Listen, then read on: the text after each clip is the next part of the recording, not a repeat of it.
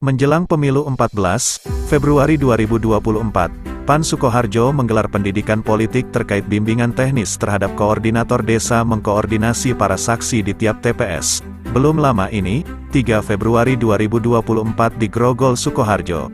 Menurut Haji Suryadi SESHMM, anggota DPRD Sukoharjo mengatakan, secara keseluruhan, tugas pokok saksi peserta pemilu adalah memastikan proses pemungutan suara dan penghitungan perolehan suara di tempat pemungutan suara, TPS, tidak ada kecurangan, serta memastikan benar-benar sesuai dengan aturan yang telah ditetapkan. Berikut laporan berbagai giat partai politik, menjelang pesta demokrasi dari berbagai program sudut pandang.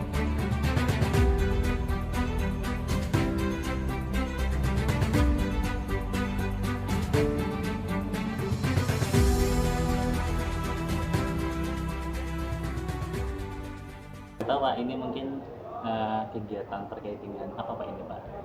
Oh ini pendidikan politik dan bimbingan teknis terhadap koordinator desa. Koordinator desa itu mengkoordinir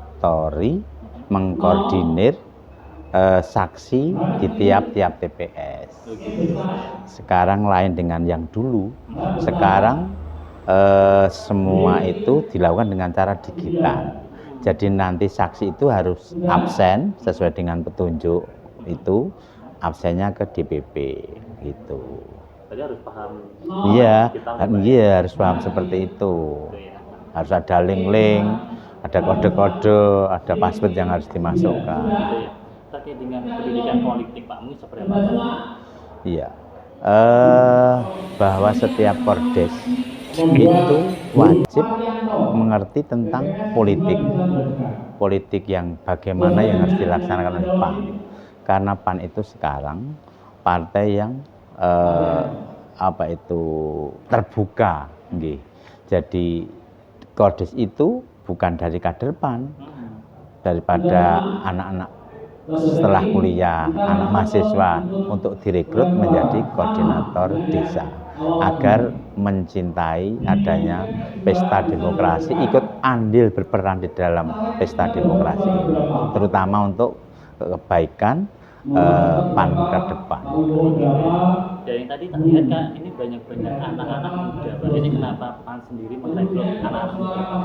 Iya, ngeten Pak Fajar, bahwa pemilih sekarang itu 50% lebih adalah milenial, para pemuda. Maka PAN itu selalu merekrut caleg-caleg yang muda-muda, kemudian saksi yang muda-muda. Kan apa? Sekarang dituntut dengan IT.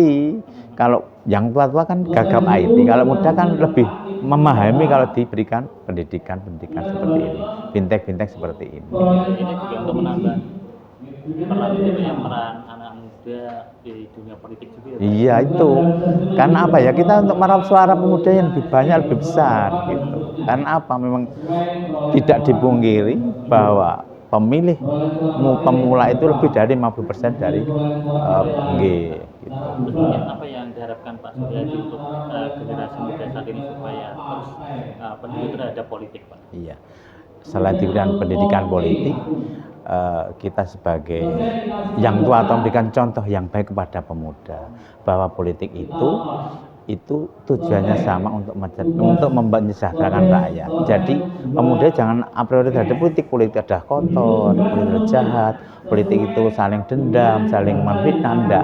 Politik pada dasarnya tujuannya sama, untuk membantu mensejahterakan masyarakat.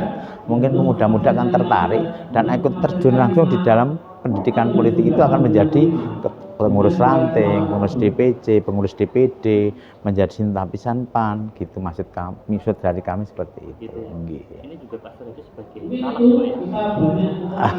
Saya sebagai caleg yang keempat kali. Tapi niatan saya membantu amal soleh gitu. Kalau saya sudah di Grogol 15 tahun, mendapatkan perintah untuk membantu di dapil yang lain, dapil 3. Ada bimbingan teknik, sosialisasi dan penguatan saksi, sehingga kita hari ini hanya mengundang koordinator-koordinator desa yang jumlahnya kurang lebih 500 orang untuk kita bekali nanti di lapangan untuk mengorganisasi saksi-saksi yang ada di desa untuk diinformasikan apa hasil daripada bimbingan teknik pada sore hari ini. Gitu, Pak. Ini satu kabupaten ya, Pak, ya? Oh ya, satu kabupaten 150 desa dan 17 kelurahan, dan satu desa itu ada yang 4, ada yang 3 koordinator desanya, tergantung penyebaran dan luasnya desa tersebut. Gitu ya, Pak, ya? Ya. Berapa calon legislatif, Pak, yang diajukan dari DPD PAN Sukoharjo? Nah, Berapa calon legislatif yang diajukan dari DPD PAN Sukoharjo? ya kita saat ini calegnya itu ada 45 orang penuh.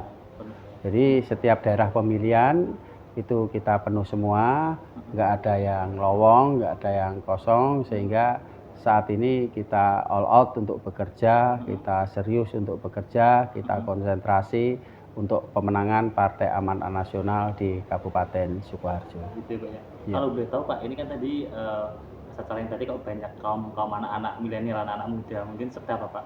Ya itulah kami, Pak. Kami dari perintah Ketua Umum bahwa harus merekrut sebanyak-banyaknya milenial, termasuk saksi, ada beberapa caleg, dan pengurus-pengurus partai ini memang dan ada rasa ketertarikan juga daripada para milenial ini untuk bisa jadi saksi PAN, bisa menjadi pengurus PAN, dan bisa menjadi caleg Partai Amanat Nasional. Gitu ya, Pak, ya? Iya. Apa yang Bapak harapkan untuk para generasi muda saat ini, Pak? Ya tentu harapan kami bisa bekerja maksimal untuk Partai Amanat Nasional, sehingga PAN ini yang saat ini kita punya 5, kita mentargetkan paling tidak kita mendapatkan 7 suara. Ya, dengan keterlibatan adik-adik para milenial ini, nantinya apa yang menjadi harapan kita, yang menjadi cita-cita Partai Amanat Nasional itu insya Allah bisa terwujud. Oh gitu ya, Pak, ya? Iya.